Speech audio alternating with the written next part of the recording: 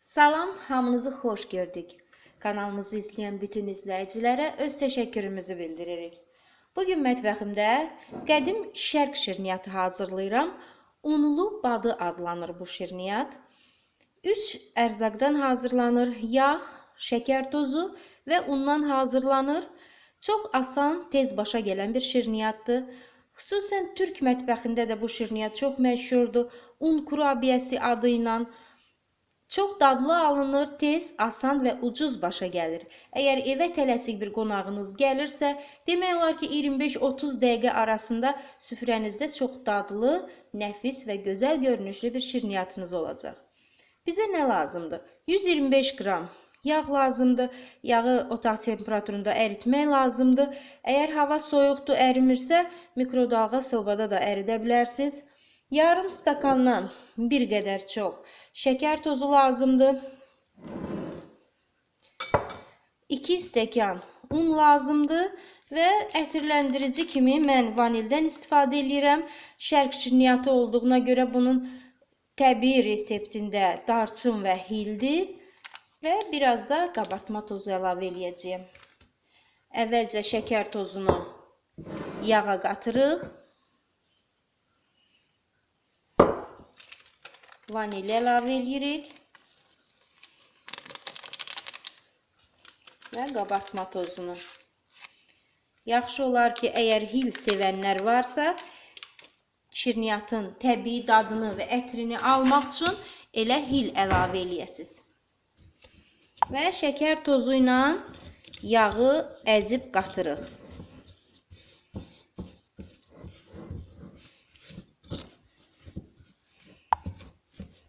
Yağla şəkər tozunu tam qatdıqdan sonra unu üzərinə əliyirik.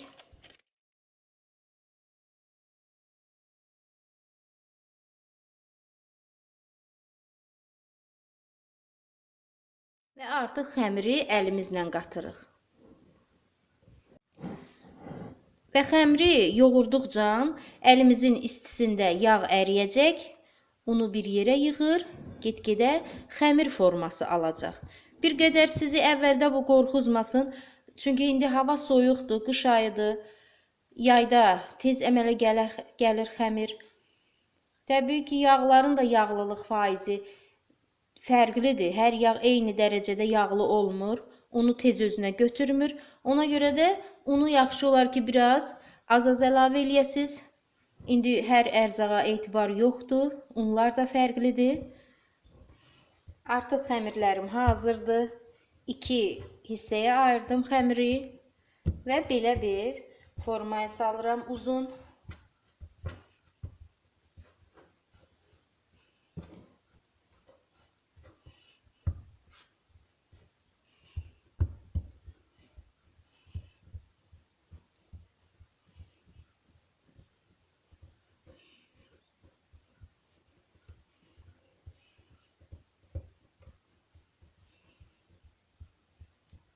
Kənarından çıxanları da yenidən bitişdirib yumru formada hazırlaya bilərik. Üzərinə cızıqlar atırıq. Bir balaca forma alsın deyə. Və belə kəsirik.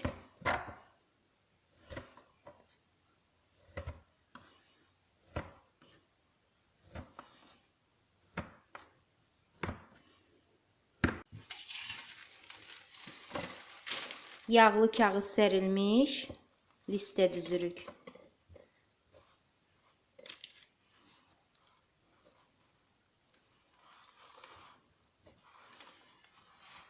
Hazır peçenyeləri bişməyə qoyuram. Əvvəlcədən qızdırılmış sobada 180 dərəcədə üzü qızılı rəng alana kimi bişirmək lazımdır. Çox qızartmaq lazım deyil. Peçenyelər quruya bilər.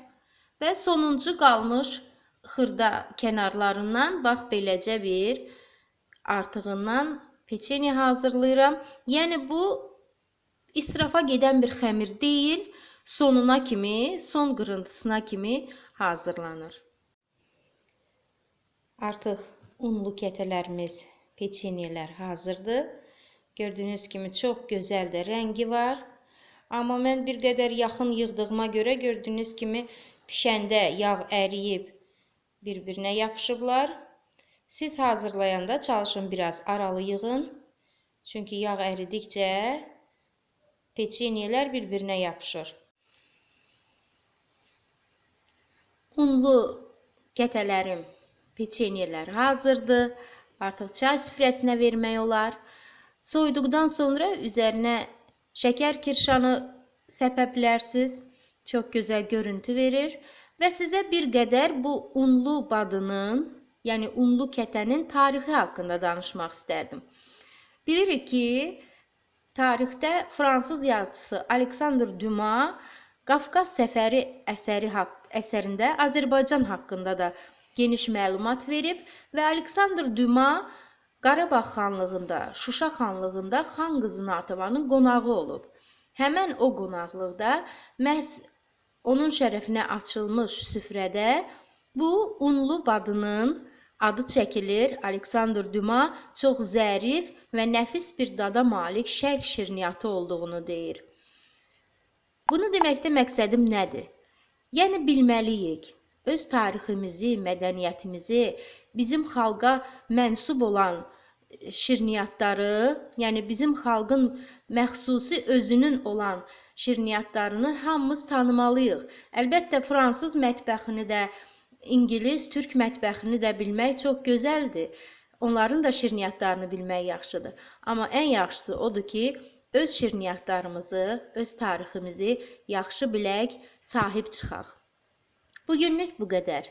Sağ olun, kanalı izləməyi unutmayın. Görüşənədək.